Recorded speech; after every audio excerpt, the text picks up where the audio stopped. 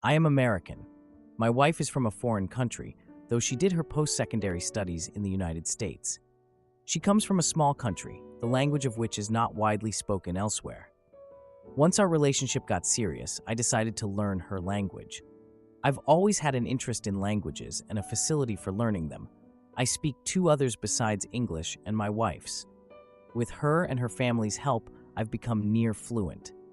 When we had kids, twin boys, 8 years old, we decided to raise them to speak both languages, partly so they could communicate more easily with their relatives on my wife's side, and partly as a way to keep them connected to my wife's culture. A few years ago, we bought a small vacation property in my wife's country where we spend a couple of weeks each summer, which has both helped my and my kids' facility with the language and has in turn been made more enjoyable because we all speak the language. For reasons I can't quite get to the bottom of, this has always seemed to irritate my parents. They were sour about the fact that some of the toasts at our wedding were in my wife's language. We translated. My mother, a former teacher, claimed that attempting to raise the kids bilingual risked causing language delays generally. I told them that I appreciated their concern, but that we had done our research and felt like it would be good for the kids. But they kept bringing it up for the first few years of the kids' lives until it was clear they were both highly precocious in verbal skills. These days, we speak a mix of both languages at home.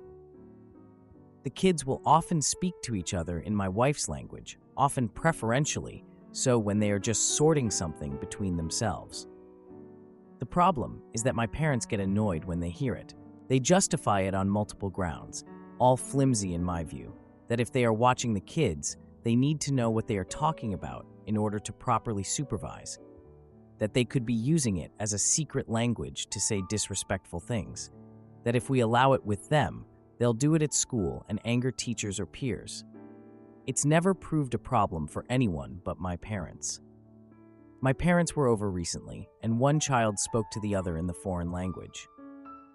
I was in the other room and heard my mom gently reprove them to the effect of, "It's rude to speak in a language we can't understand. I need to tell you this because your parents won't." At that point, I had enough, and I stormed in and told my parents that they need to drop it. They can have lots of 95% English time with their grandkids, or they can insist on 100% English and have 95% less time. My dad got upset and said that they were only looking out for the kids because we have a blind spot about this and that I should apologize to my mother. I rolled my eyes and said, "Sorry," in my wife's language, which got a laugh out of my kids but caused my parents to get up and leave. Am I the idiot? To add, thanks everyone for the input. I note that a few people have wondered what sort of a conversation precipitated the conflict. Was it a group conversation or not? In this case, grandparents and kids were sitting together in the living room. Everyone was reading quietly. Son number 1 was reading a book in the foreign language that son number 2 had already read. He was confused by something, and he asked his brother in the foreign language to help explain what he wasn't getting in the story. Now, for further clarification, the inference that my parents may be discriminatory is definitely a plausible one, and possibly not without foundation. However, with respect to this situation, I will say that the language is a Central or Eastern European one, so everyone involved would be Caucasian. My wife is a different religion from my family. They have generally gotten along fine with my wife, other than this maddening language hang-up. One other piece of information is that all my grandparents spoke Yiddish as their first language, and they never taught it to either of my parents. They used it, rather, as a secret language when my parents were growing up. This was almost universal among my extended family on both sides. None of my grandparents spoke it by the time I was born. I do wonder if some of their sensitivity springs from this experience. Now, for a few comments before the update. Comment 1. Not the a-hole. Bravo for teaching your kids to be multilingual. It provides a huge benefit to them, especially later in life. That said, it is rude to speak in a language when there are people present who don't speak it. If this were the only time that they called you or the kids out, then you would have overreacted. But it's clear from your other comments that your parents are merely irritated that your kids aren't talking American. Comment 2. Not the a-hole. Teaching your children both languages is a great idea, and young children pick up a second language rather quickly, despite your mother's claim to the contrary. And this way, indeed, the kids can easily speak with their mother's branch of the family. If your parents feel excluded, ask them how your wife's parents are supposed to feel when they visit and can't speak their own language with their grandkids. Now, for the update. I'm out here fighting for my kids' bilingual upbringing, and it's causing some serious drama with my family. I just gotta share the latest. A few days after that chaotic family visit, my mom calls me and asks to meet for lunch. Honestly, I was kind of hesitant at first. Like, what more could we possibly talk about? But I thought, maybe this could help ease some of the drama, so I agreed.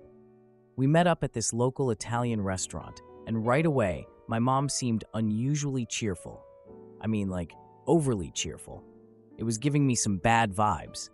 She started off the conversation talking about the kids, and then she asked if we could have a special family dinner soon. I told her that the kids were busy with school and sports and that we were swamped, but she kept insisting that it's important for the family to bond, especially with the language stuff going on. Like, does she not realize that they barely speak to the kids in English? The kids are thriving and really enjoying their bilingual upbringing. I casually mentioned that to her, just to see her reaction.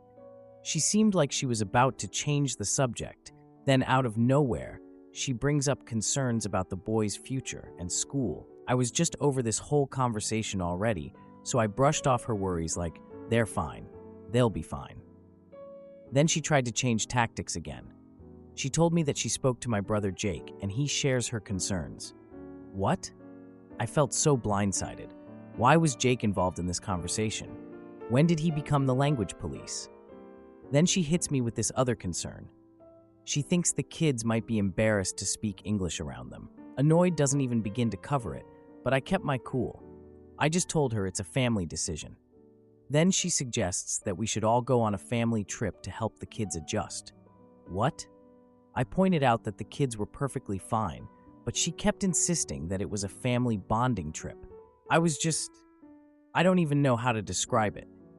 Later that week, I overheard my parents talking about this so-called family trip at a family birthday party. My mom was discussing how to plan it without my input. Oh boy, did that set me off. I confronted them about it at the party, and I might have raised my voice a little. My dad tried to downplay the conversation, saying they were just looking out for the boys. I retorted that they were undermining my parenting choices. My mom then accused me of being defensive, saying they only want what's best for the kids.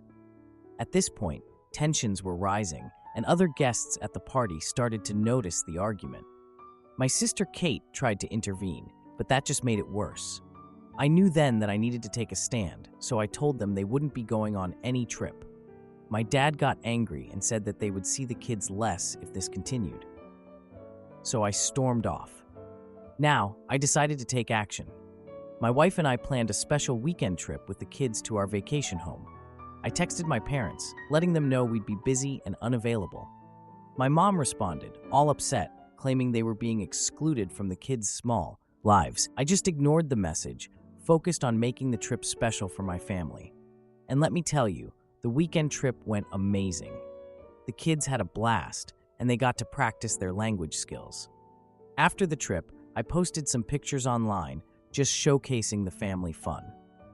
That's when my parents blew up my phone with messages expressing their disappointment. I decided to invite them to a family dinner next month, but I set some strict language guidelines. They reluctantly agreed, but you could feel the tension. The night of the dinner came, and I made it a point to include both languages in the conversations. The discomfort on my parents' faces was priceless as they realized they had to adapt. Edit. Some people seemed confused about the weekend trip with my wife and kids. I just wanted to clarify that we went to our vacation home where the kids could speak freely in their mom's language without any judgment. They really enjoyed it. As for the family dinner I mentioned, it went surprisingly well. My parents were hesitant, but eventually participated in the bilingual conversations, which the kids loved. They even asked some questions about their mom's culture. Overall, things have improved a bit. Am I the idiot for confronting my bullying stepsisters and skipping the family camping trip? Please tell me if I'm being an ungrateful brat or not. So my dad is married to Claire. I am a 16-year-old female and was 8 when they got married. Claire had 2 daughters before she met my dad, my stepsisters, Elle, who is 16 years old, and Miri, who is 17 years old. At first, we were only together half the time because the girls were with their dad. My mom died when I was 6, so I lived with my dad 100% of the time. My dad and Claire rushed things, and Claire's girls never really liked me. They weren't that mean back then, but they would ignore me a lot. It got worse when their dad became more angry about my stepmom getting married again. I saw him a handful of times, and he was a jerk to me, insulting me and calling me names. He also made a big deal out of hating my dad.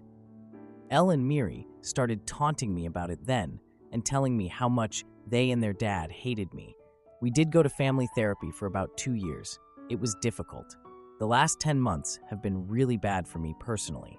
I lost my maternal great-grandmother. My maternal aunt moved to Australia, and while we stay in touch, she and I were super close, so it was a big change for me. My best friend was diagnosed with cancer, and I'm trying to be strong and brave for her.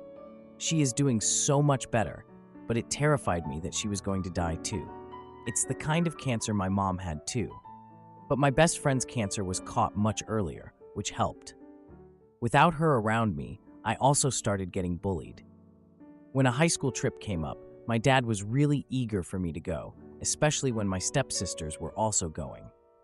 My stepmom and dad thought my stepmom finally got through to them because they were being civil with me, sometimes even seeming friendly.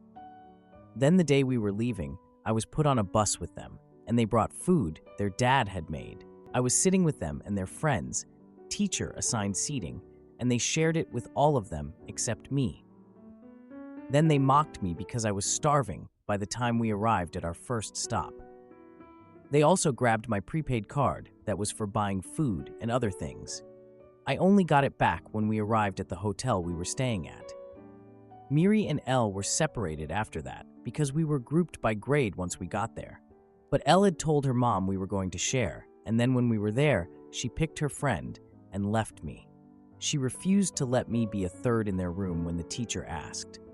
When the trip was over, my stepmom was furious. Fast forward a few months, and on Saturday, we were at my stepmom's family's house, and my paternal relatives were there too. My dad and stepmom told everyone there what my stepsisters had done. I was so embarrassed because they had to talk about how nobody wanted me, and it felt forced. I told them afterwards they had embarrassed me, and it didn't help because it made Elle and Miri dislike me more since their family knew what they had done now. My dad and stepmom told me I should be happy they would stand up for me and that I upset them by scolding them. Am I the jerk? Now, for a few comments before the update. Comment 1. You are being bullied. Your parents are trying to show they disapprove. However, since you are being bullied, you most likely feel shame and embarrassment in your situation. Nevertheless, the way out is not retreating and staying silent. This will not work and will only make you feel worse in the long run. One thing you could do is create a consequence for your stepsisters. For example, this is an extreme example. It would be better to destroy their rooms with a hammer than to stay silent. Comment 2. Not the a-hole.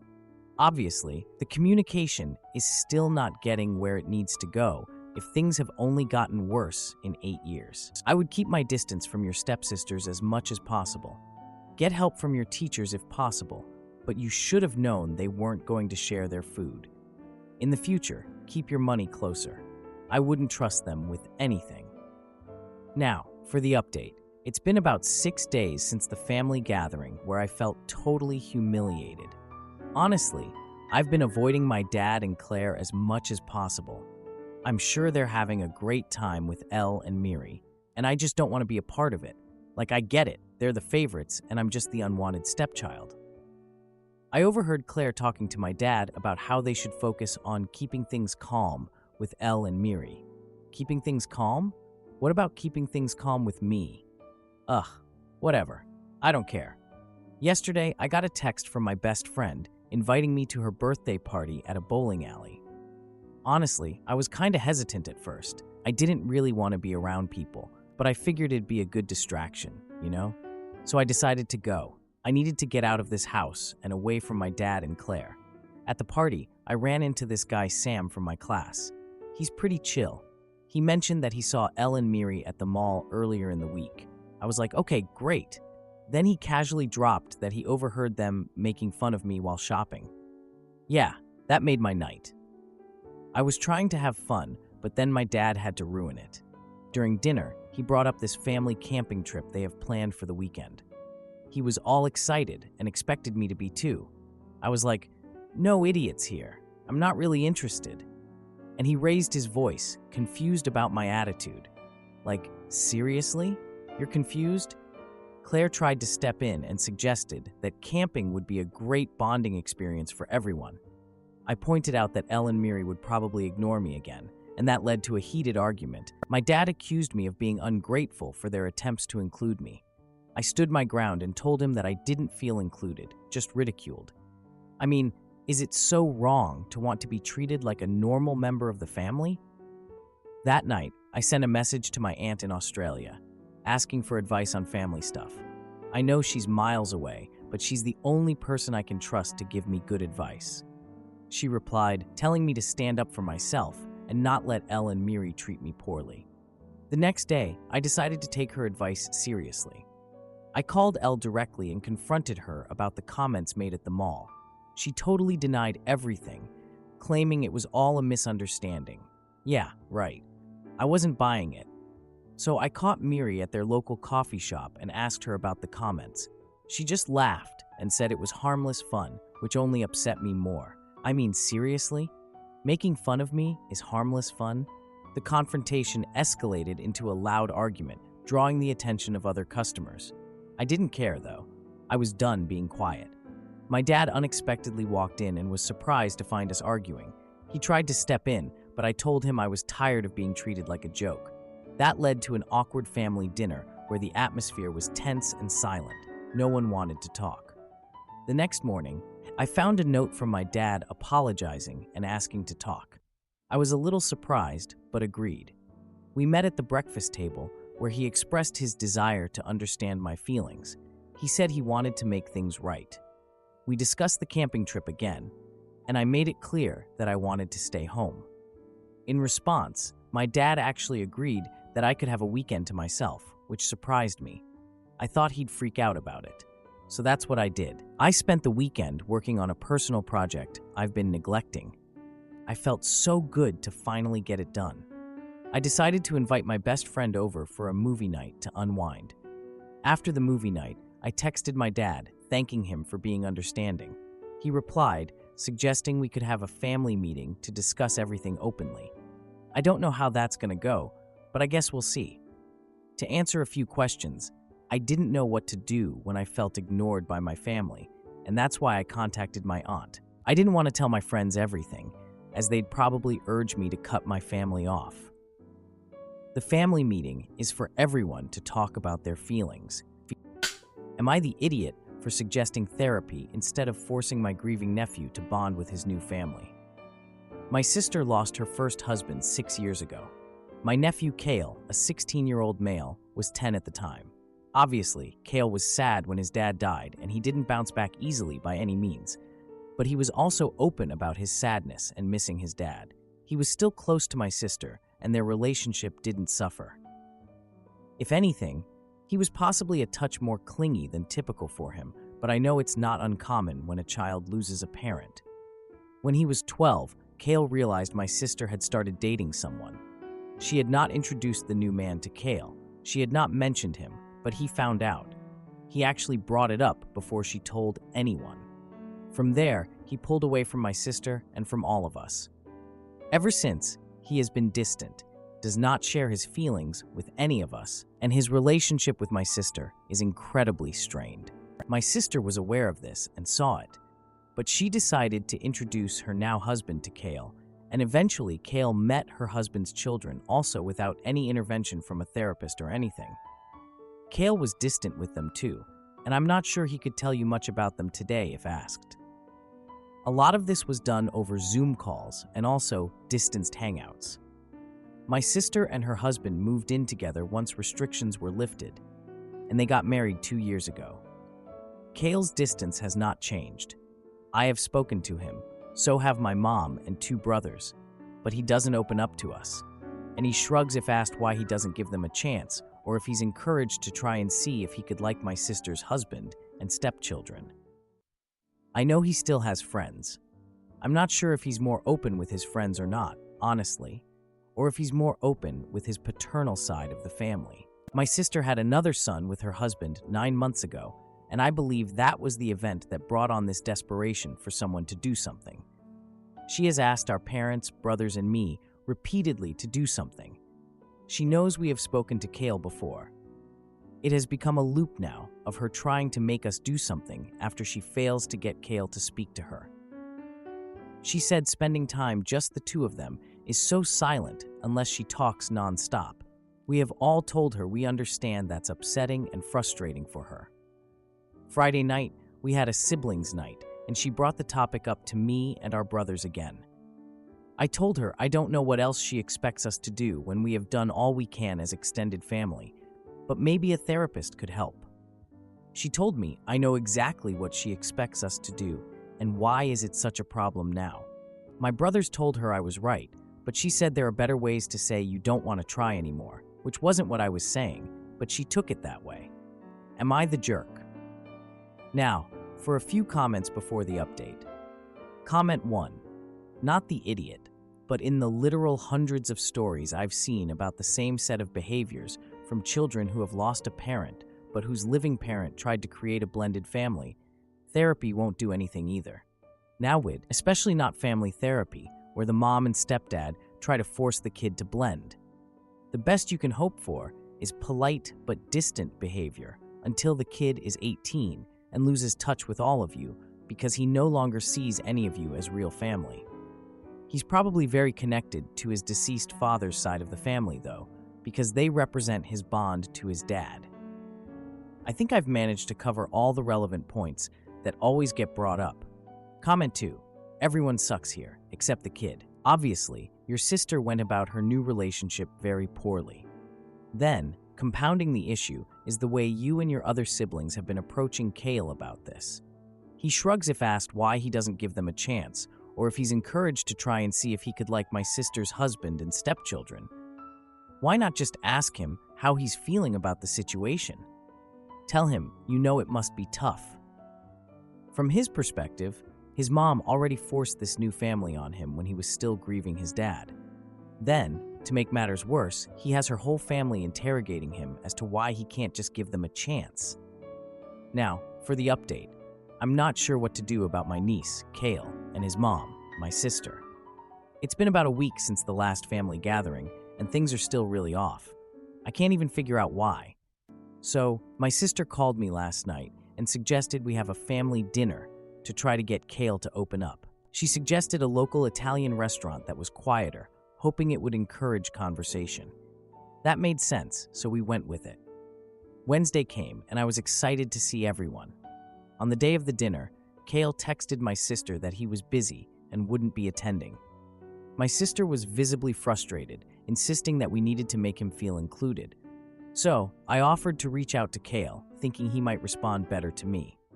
To be honest, I had a little bit of hope that he would at least tell me why he wasn't coming. I sent him a text inviting him, but he replied with a short, "No thanks." At dinner, my sister brought up Kale's absence, and the atmosphere felt so awkward.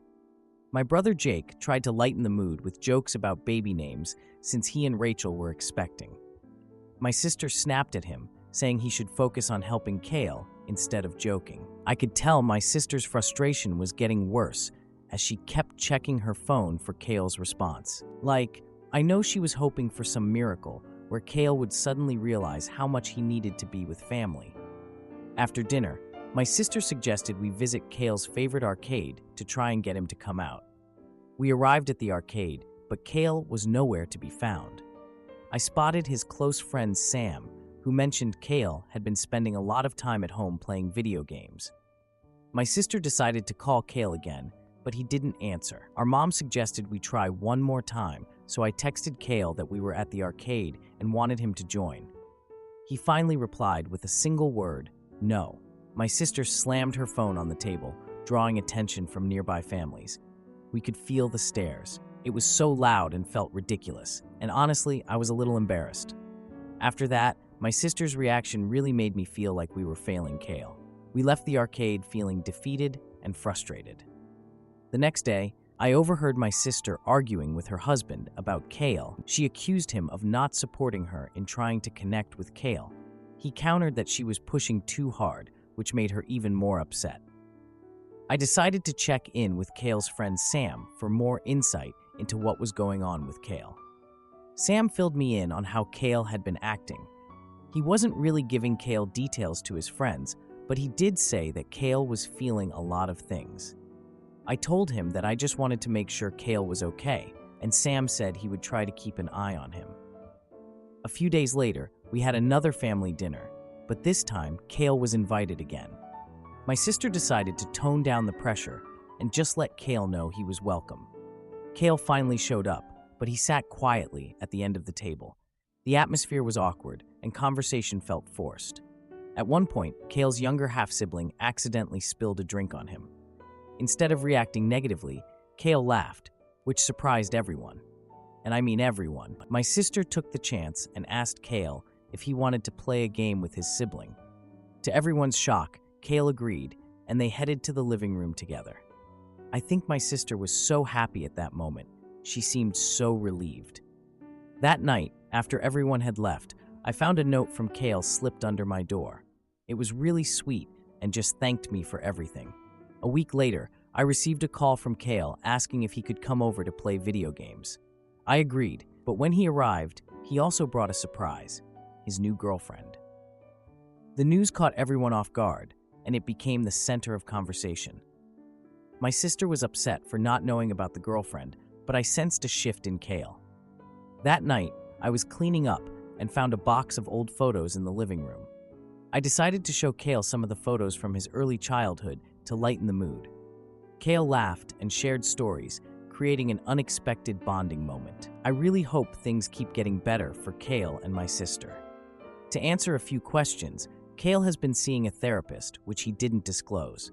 The girlfriend is his therapist's daughter. If you liked this video, you'll probably like these too. Also, while you're here, please consider subscribing. It's your support that keeps this channel alive and allows me to make better and longer videos. Have a great day.